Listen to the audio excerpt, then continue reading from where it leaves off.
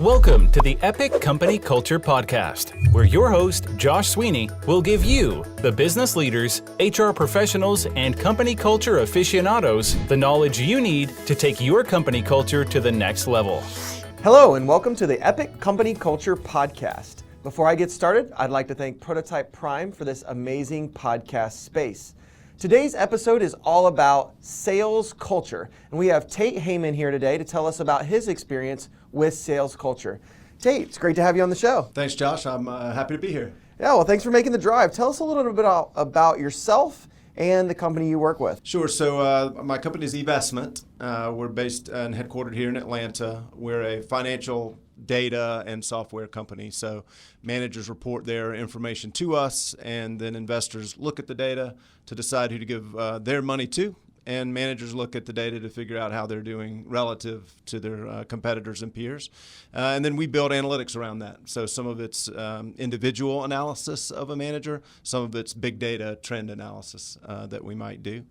We've got about 450 employees worldwide, about 250 of those here in the Atlanta office headquarters, but offices in New York, London, Hong Kong, Australia, things like that as well globally. My background's maybe a little bit different than what some people would think from a sales perspective. Of course, you can't really get a bachelor's degree in sales, so right. It makes it a little tricky to define what is a sales background. But I've got an engineering degree from Clemson and a master's degree in OR from Georgia Tech. So originally was literally doing rocket science and just kind of found my way into the financial world. I guess I found over time that I could program better than if I was surrounded by a bunch of talkers. If I was surrounded by a bunch of programmers, I could talk better than most of them. And so you just kind of ebb and flow based on the environment that you're in, and that kind of gave me a chance to go down the sales channel. And so for the last 18 years, I've been selling or managing salespeople or managing managers of salespeople and helping them hone their craft. Yeah, and you manage a pretty large team over the Americas right now, right? Correct. So my area of expertise is the Americas. We're about 60 salespeople total across the world, about 2/3 of those in the Americas, and those are under my purview. Got it. And how many head of sales type of roles have you had in the past? Well, the previous companies that I've been with really didn't have sales structure, teams that were really something to write home about. Most of it's been with this company and evolving. We've acquired 7 or 8 companies along the way. We've merged as well. And my experience is mainly watching that culture grow and evolve over time. So we went from 5 salespeople reporting to the founder to 60 people, 4 layers of management, those kinds of things. We're always evolving and finding new ways to tackle the problem or new ways to put the best resources in play in the right spots. So it's more of a single company evolution, I guess I would say, rather than multiple stops along the roadway. Yeah, well, it sounds like that's a good challenge to have. Growing a sales team from a few or founder all the way up to 60 is definitely a good challenge for a growing business. Before we get into Evestment and kind of the evolution of that, you said that some of the sales teams that you'd worked with weren't really much to write home about. So tell us what you've seen in other sales cultures that you're in the past that just didn't really work for you, didn't work for the employees. What kind of culture do they have? What were they running into? Yeah, I guess I would say that I think a lot of people don't realize that selling is a craft. It's something you can get better at. It's something that you can hone and learn. I think a lot of times people think we'll build a product and we'll pick some people to sell it, and they just kind of go out there and will live and die with whatever they seem to come up with. We've done a lot of work over the years to try to develop a process that we believe in, that fits our culture, that fits our industry, fits our product suite, and then work with our team to get better at even little things. How do I start a meeting? How do I work with a specific client? How do I take control of the selling process? Selling is one of those things that when you write down the words or you say them out loud, it often sounds like a used car sales approach, like let's challenge the client or let's take control, and it starts to feel something that's very aggressive. The trick is, can you take those thoughts and understand what you're trying to accomplish and then execute them smoothly so the client feels comfortable the whole way through. That's a lot of stuff, right? And it's something you don't really just do haphazardly if you want to be good at it. And so the earlier stops didn't really have much of that. It was much more of a just go do what you can do, and this person seems to be doing than that person. I guess he's just better than she is, or something like that, as opposed to let's understand what's going on underneath. So it's more, I guess, opportunistic sales hire, not a lot of training involved. What you would see in probably a lot of small startups and other, or maybe even larger companies where they hire a salesperson and just let them rip. Yeah, and I think that it's both of those things. One is small, new product in a new area, so the world doesn't know much about it, so it's really kind of getting the word out. And so they don't spend a lot of times typically thinking about how do I really fine-tune the process. Other types of companies, maybe it's not really a culture. Maybe they don't think of it as selling almost. Maybe it's something where the product or the data is just necessary and it just kind of exists. And so they don't focus that much on how to kind of streamline the sales process, if you will. They just think more of, well, people need our stuff, and so let's just get the word out, and this guy's carrying the bag. Anybody could do it. Let's just see how it goes. Yeah, I've definitely seen different companies over my course and my career, and you have channel sales organizations where leads are coming in through the channel. Sales process is a lot different. You have companies where what they have is required by law. Yes. So somebody has to have a solution, and they're one of the 5 companies, so they're always on the list. So the sales process is a lot different from that, whereas if you have to just go out and create new opportunities. For sure. And how much competition do you have, and am I having to compare to the competitor, and what are my strengths and their weaknesses, and how am I going to present that in a way that doesn't sound like I'm presenting strengths and weaknesses, right. That sort of thing. So a lot of that depends on the environment that you're in, and like you said, the growth and stage of your company and all those kinds of things. And while typically you can look at success and find groups that probably study it more or more successful, just because a company's had success doesn't mean that they've fine-tuned their sales process. There are plenty of companies that have done very well and don't really have much in the way of a sales process, and just things are working well. And it's one of those things that how well could you be doing if you did focus on it? Right. And that's one of those things that you can't really measure, right? Like if we'd done it differently, would we be in a better spot today? Well, maybe, but we think we're in a good spot already, so we never thought of it, that sort of thing. And so it's a evolution of a company as well, I think, when you start to hone in on the sales process. Yeah, I feel like there's definitely a number of companies that were started by a founder. They're the main salesperson, and they do really well, and they just basically stick with that. You'll find out later that they grew to $30, $40 million, or they do large transactions. They do multiple large transactions a year, so it's $100+ million company, but really 1 or 2 of the founders are still bringing in all the revenue. Well, and many times it's more of a product knowledge type approach. Yeah. Like I'm doing something that's a little bit unique, or there's not many companies doing it, and I just need to know that fabric better than the other competitors, or usually maybe there aren't any even competitors, and so I'm just telling you about what it is that I do. That's not really selling. Right, like you could see some organizations where they have like sales engineers, for example, and they bring in the expert to talk through all the nuts and bolts, right? And that's an approach. In some of those instances that you just described, they're selling by just doing the nuts and bolts, and the product or the instance or the surrounding circumstances just compels the buyer to say, okay, I need that. They're not really studying the sales process in that instance. They're just delivering content and information and ideas, and it sells itself. Could they be doing better, though, if they had a better sales process? I would contend yes, but they don't feel it because they think they're doing okay already. Right, yeah. And, doing okay already, sometimes blocks the initiative to go out and do more or hone that process, I'm sure. Very, very much. And to be honest, that's what we work with our clients on.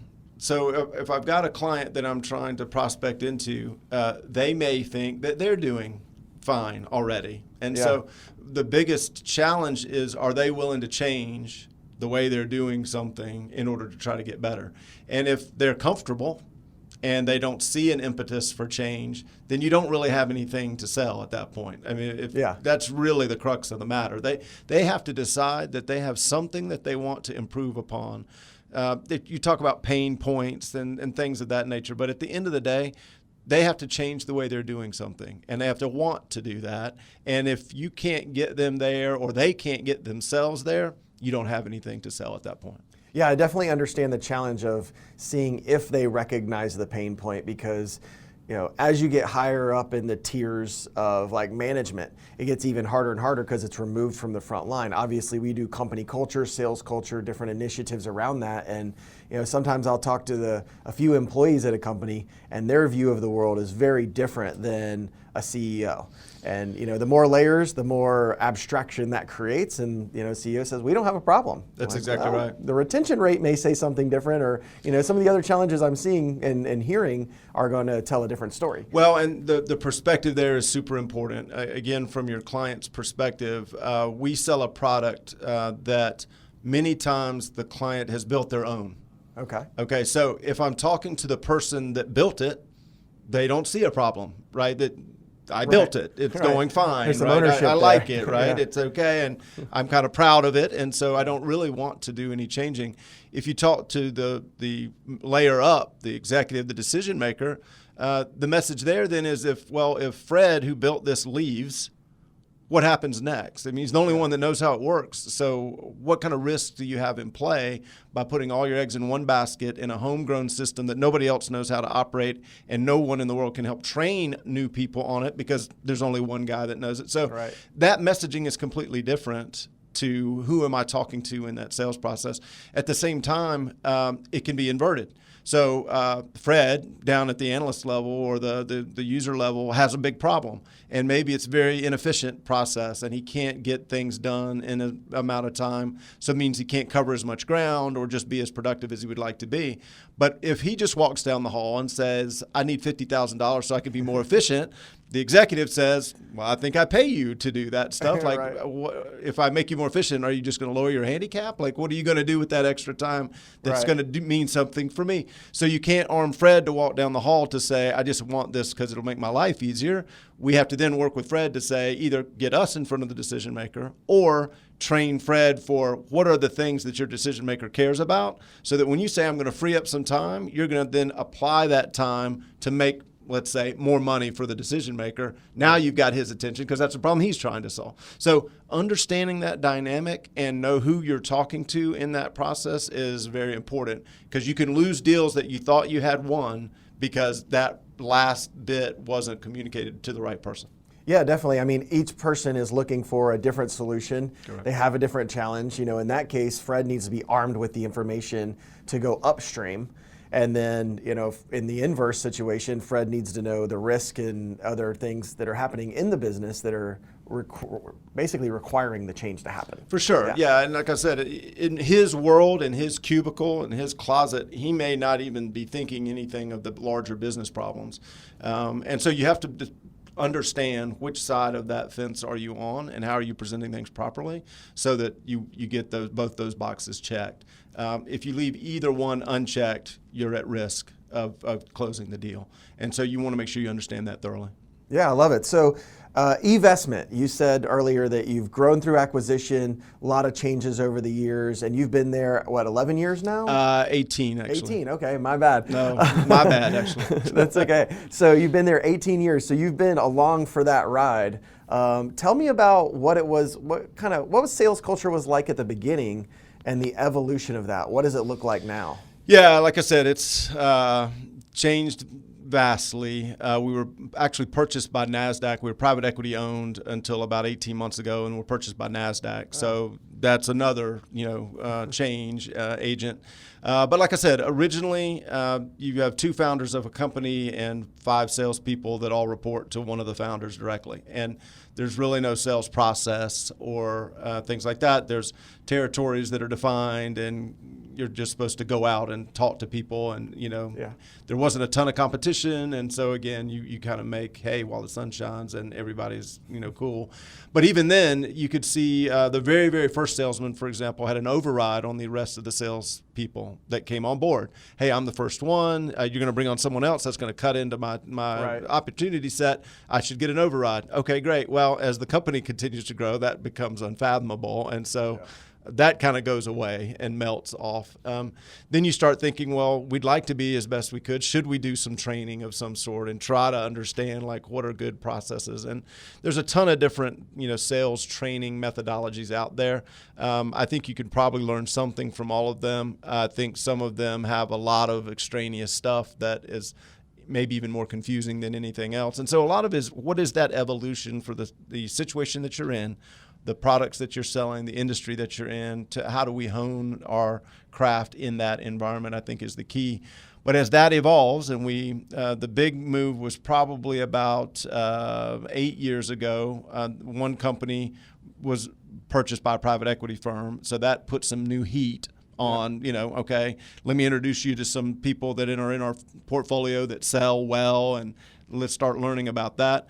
Then that same private equity firm bought another company 2 years later. 2 years after that, we merged the two together, and everything doubled overnight. And that was the real impetus, because we had everybody reporting to one person in two companies, glued it together, and suddenly we had 20 people trying to report to one person. Make it work. Doing pipeline reviews, Right, all this kind of thing. Just impossible to do. And so that forced layering of management and separation of teams and trying to understand how do we do that? Do we do it by geography?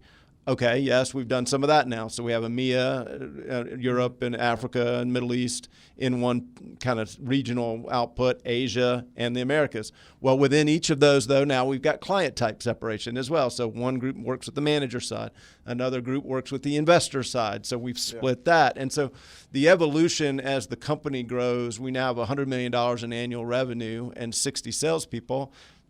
You can't all report to the founder, and you got to start putting some structure around that. And so we now have things like business development reps that support our sales reps and help them expand their bandwidth, and those kinds of things that we never had 18 years ago as we were getting started as a startup company. So while it's not on paper different company steps through the process, it's different companies along the path, because it's changed so much over the time that we've had to learn and evolve and put structures in place and redo structures when we thought, well, that didn't work very well, let's try something else.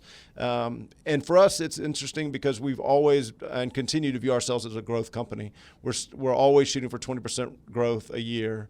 And so as the pie gets bigger, those slices of growth get bigger, and it's a challenge to figure out how do we support that from a sales perspective. Yeah, so let's go back to the beginning of that evolution. You talked about overrides.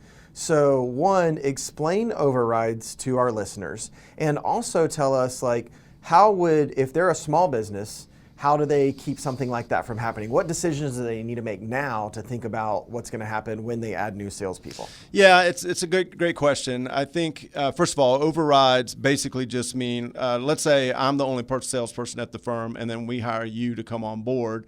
And again, you're cutting into my opportunity set. And so the owner tells me, we're small, tell you what, you'll get 10% of everything Josh brings in the door, and I'll pay you on that as well. It almost turns into like a pyramid scheme, right? Yeah. Where if I have enough people working for me underneath, then how much work do I have to do and things like that. But it promotes coaching, I'm guessing, right? It does. So if you don't know if you're going to go to 60 salespeople, you immediately get some coaching and some mentoring. For sure. You definitely get that. You're help to bring those people up to speed, no doubt. Okay. The other thing is, in a small company, and quite frankly, in a large company too, I'm always looking for talent.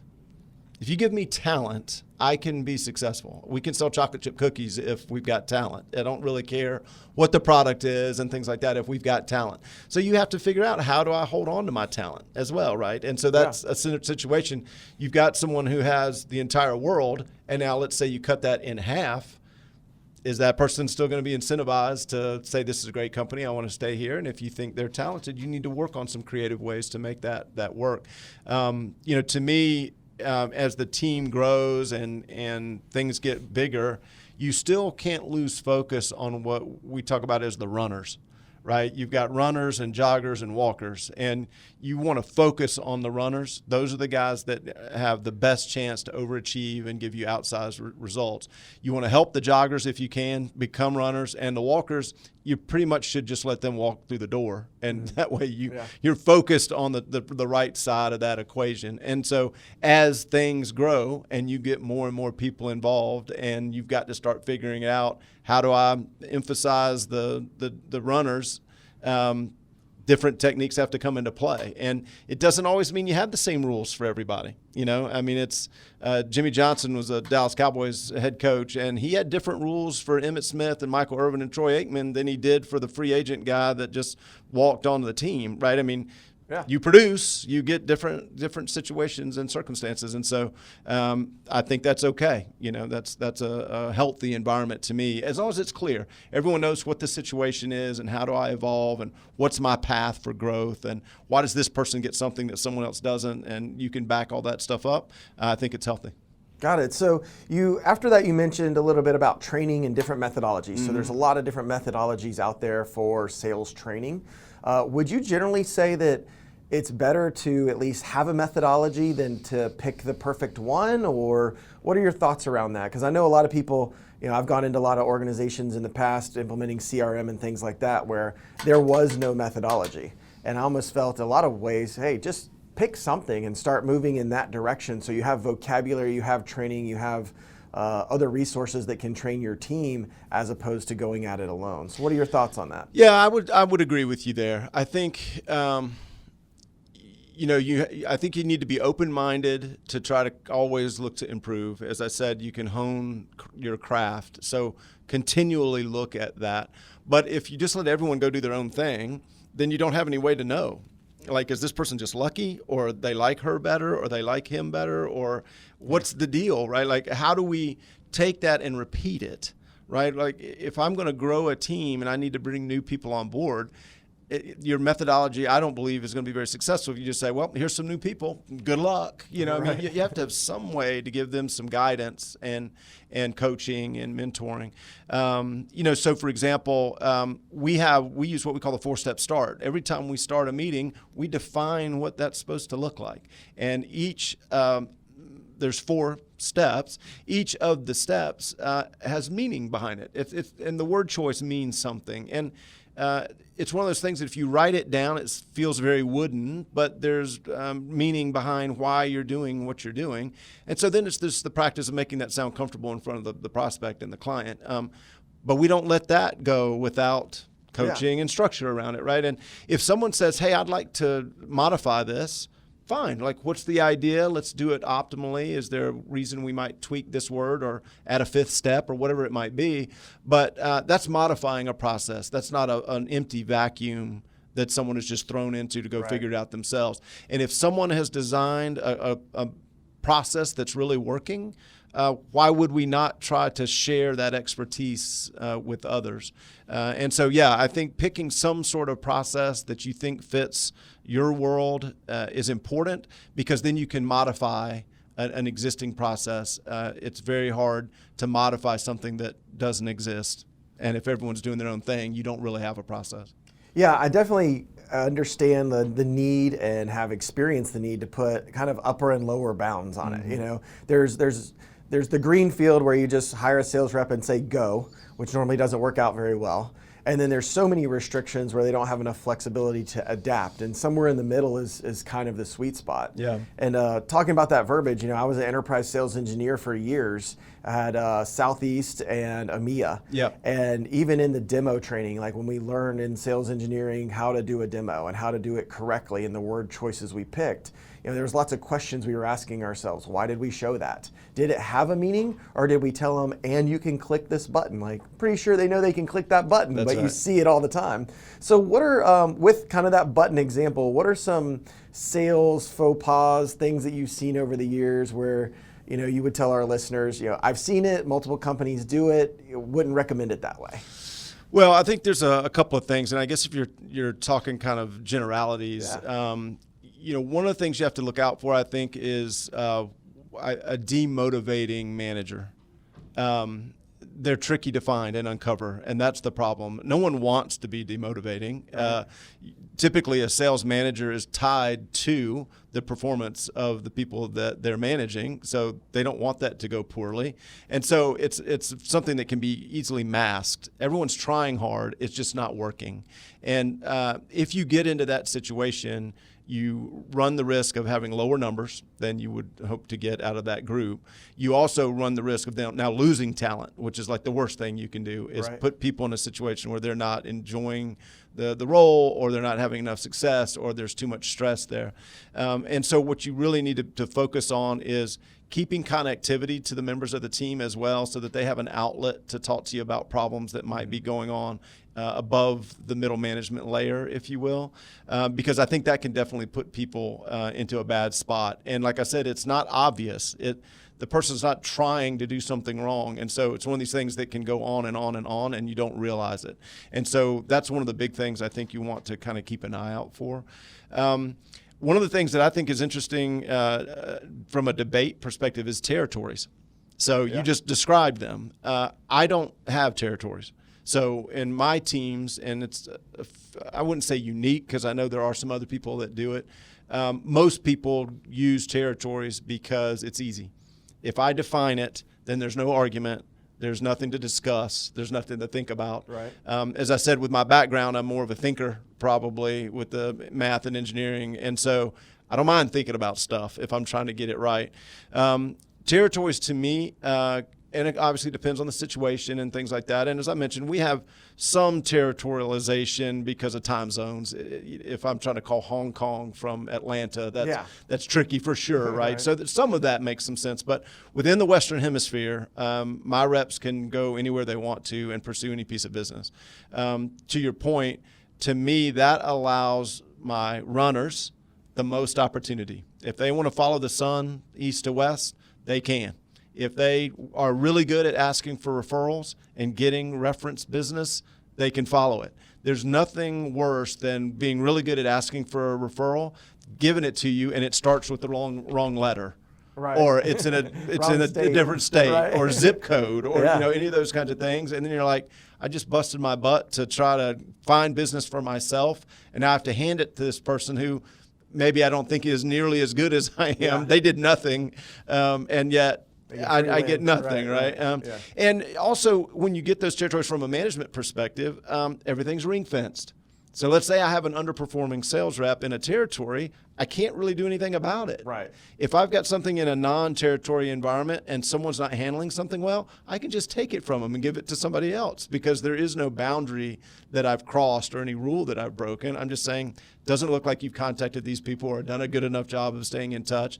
I'm going to hand it to Becky because I think she's doing a better job. And so territories restrict a bunch of stuff, and it makes it tougher to have your higher performers really get a great opportunity. It's easier. And so some people take the easy way out. I don't think that's the best way to optimize it. Well, there's rules, like you said, you can put in place to handle this. So like I know in our CRM, and what I recommended for clients, for the past 9-10 years when I had my last company, was we wanted to know the last activity date. Mm-hmm. And we want to know who you followed up with, and did you get in contact with them, was it an actual touch point in a conversation, or was it an email?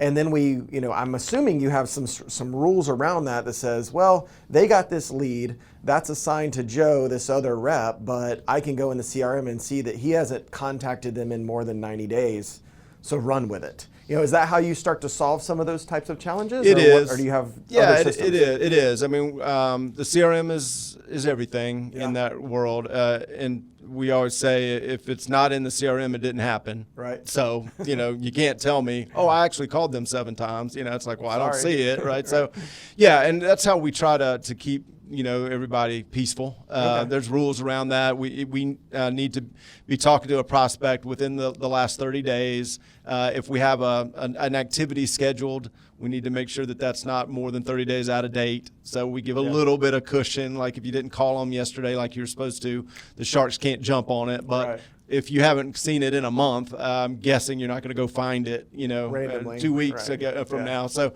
we put some rules in place. And quite frankly, some of that's going to have to do with the number of opportunities that you have, the number of companies to target. If you have 40 salespeople and 20 targets, you're going to bump into people a bunch because everybody's fighting over the same bones. So it definitely needs to be thought of based on your environment, the number of opportunities that you have, the number of prospects that you have, those kinds of things.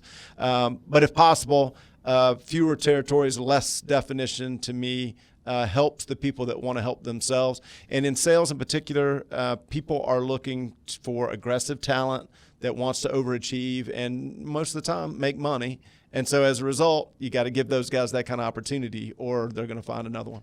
Yeah, and I've done a bunch of studies and analysis on like who people really sell to in various companies. And normally they really do get a regional concentration. So even though somebody doesn't have a territory, do you generally find that they are usually selling more within, you know, a given radius of where they live or where they operate from? I mean, obviously, you know, you can get 10 or 20% that they fly around for. But do you see those types of concentrations even when you don't have territories? It can happen kind of organically. Yeah.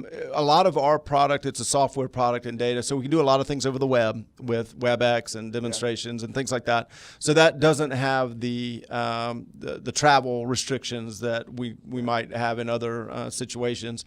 I think if you're traveling a bunch, then yeah, you know, you're going to try to maximize that. What our reps tend to do is hone in on a location at least for a period of time. I've got a great client in this area. Let's see if they know some other people in that area. Or I am going to go visit that client. Who else is in the area that I can talk to and scare up while I'm there? So it kind of happens organically. And in our world, there's definitely some concentration that occurs. So one of our big segments is hedge funds. Well, 90-something percent of hedge funds in the world have an office in New York City, right? That's just, or Greenwich, or, you know, the surrounding area. And so as a result, there's a ton of hedge funds up in New York City. So if I'm selling to hedge funds, I'm going to have, you know, a big concentration up in New York. And in fact, you know, probably 80% of our hedge fund sales team is in New York, based in New York, you know, for that reason. Yeah. So some of it definitely depends on the type of company that you're selling to, the products that you're selling, that sort of thing. I just like to try to maximize the opportunity. And so I want to keep as few boundaries on my best people as I can. Got it. Any other lessons learned that you would like to share with the audience on, you know, your sales culture, some of the things you've seen as you've evolved and gotten bigger? Well, again, I think just to reiterate a little bit, talent is the key. And we want to make sure that we have as talented a crew as we can find. That helps in all areas, right? So it helps in terms of fine-tuning your process. Talented people will come up with good ideas that you can then bake into the process and help others. Talented people tend to want to show their stuff and illustrate what they can do. And so that's a big piece of it. And I would say try to make sure that you've got a system set up to support those people. It's very easy to define a system that restricts your best people. And if you get into that situation, good people are going to find good opportunities. You'll wake up one day and all you have are bad people because the good people have found better opportunities, and the people that didn't find better opportunities are the ones that are left on your team, right? So you're kind of in this mode where you want to continually evolve that culture of supporting the higher performers.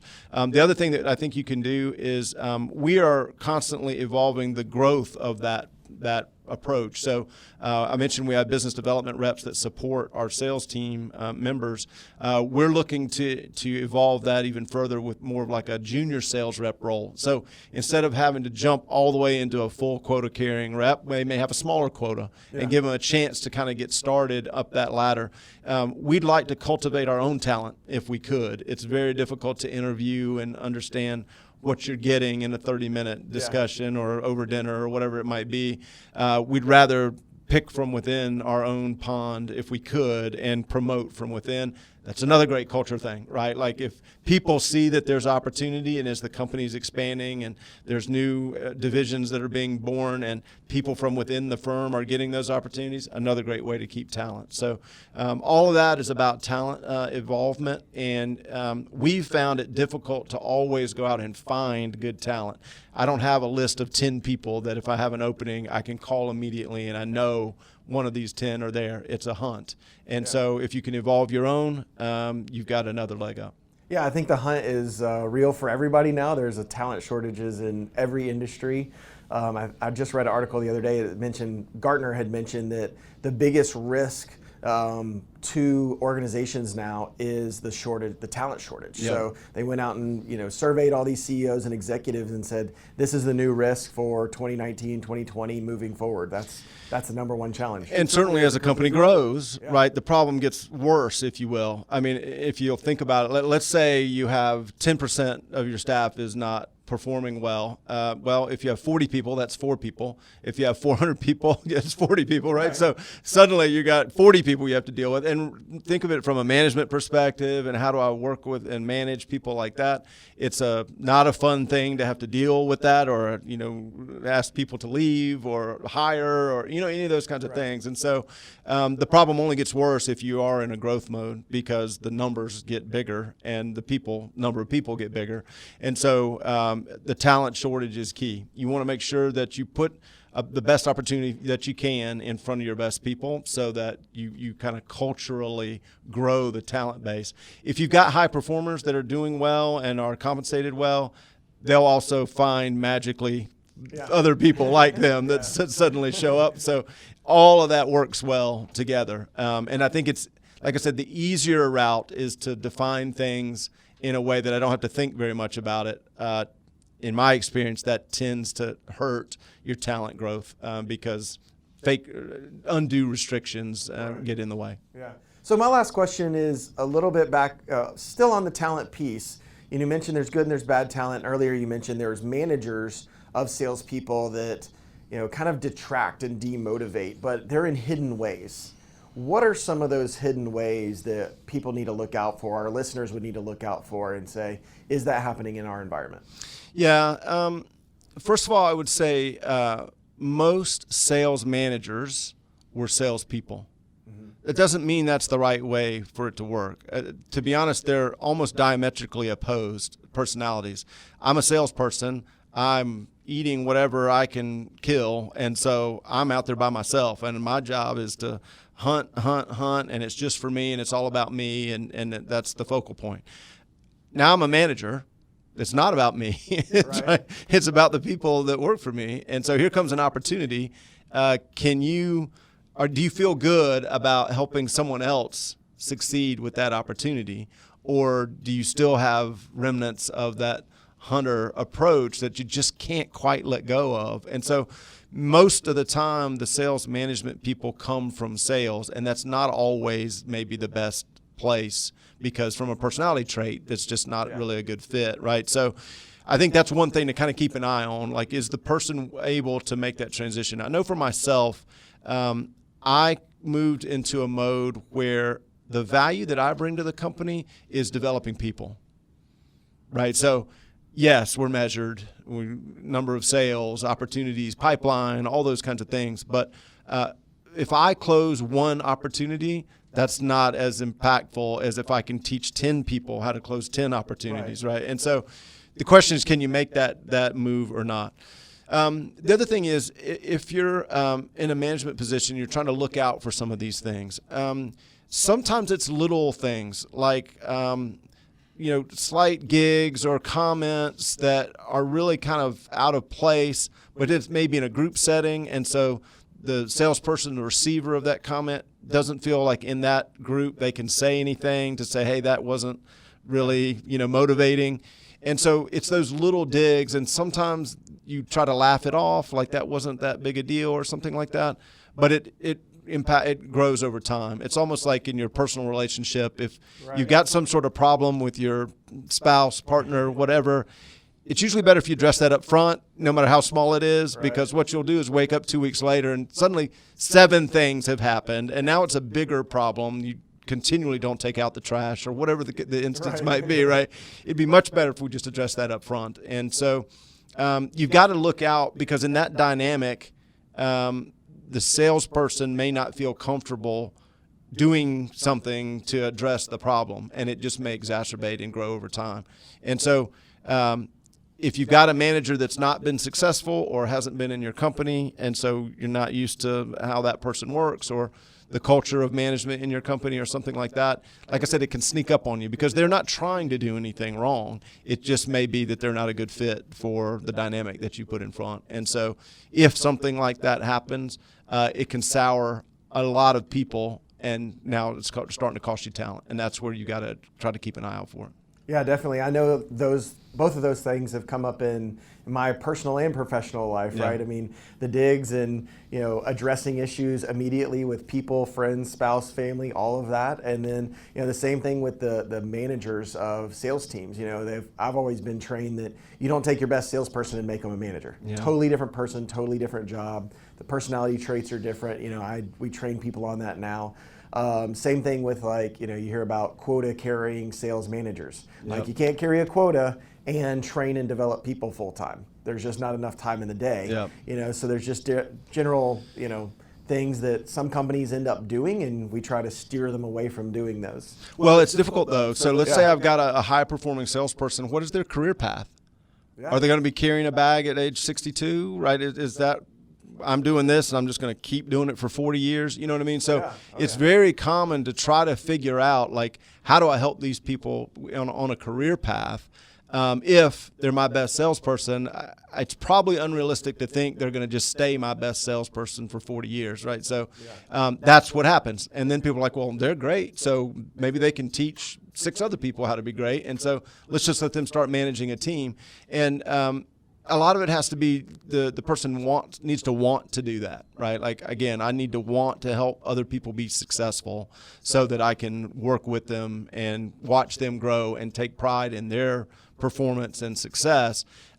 If you can't get over that bar, then it's just bad for everybody, because the new manager is not very happy or successful. People under him definitely aren't. They feel like deals are getting stolen from them, or he's taking credit for things, or those kind of that doesn't work. And so suddenly you've got this big mess on your hands that's hard to unravel unless you start getting rid of people, which is always a tough thing to do. So it's one of those things that if we don't get managers from high-performing sales reps, then where do they come from? And if I'm managing a seasoned salesperson, do I have enough experience to help them or not? Or they look down their nose at me like, you don't know anything about what I do. You don't have any experience. You've never sold to a large client, those kind of things. So it's definitely a tricky proposition to figure out how to make that work. And it's a matter of making sure that you're matching up the personalities that with the job, I believe. Yeah, well, those are great experiences. I really appreciate you coming in and sharing them with me and our listeners out there. Yeah, thanks so much for having me. I enjoyed it. Thank you. Thank you for tuning in to today's episode of the Epic Company Culture Podcast with Josh Sweeney. If you enjoyed this content, please subscribe on iTunes, SoundCloud, or Stitcher.